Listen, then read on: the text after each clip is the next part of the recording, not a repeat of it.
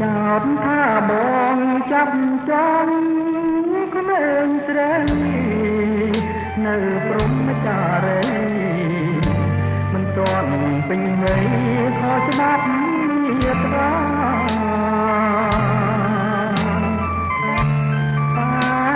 តា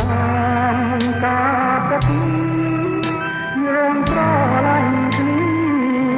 គឺគ្មានអ្នកណាចាប់អ្នកណាទេរួយណាស់អូនណាបងគ្មានអ្វីក៏មិនได้អូនណាពេលនេះហើយក៏គុកស្នេហា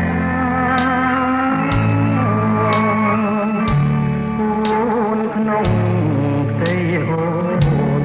បាកាត់មកមិនឃើញបៃតាជីវ៉ាប្រាប់ថាមិនได้ទៅគុកដាក់បងបានតែប្រាំទេស្រីតែចិត្តមេស្រីនៅមានសេរីមិនបាត់បងឡើយ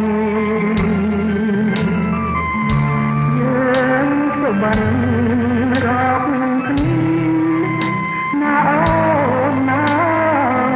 គុំភ្លេចបងឡើយណាគូកំកត់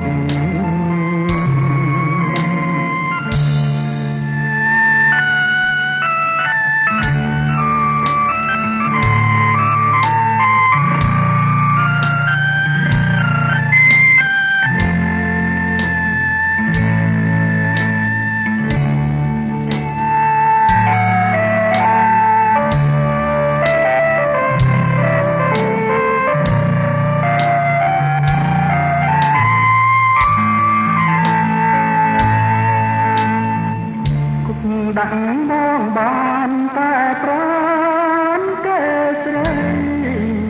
តែចិត្តមេស្រីនឹងមានសេរីមិនបាត់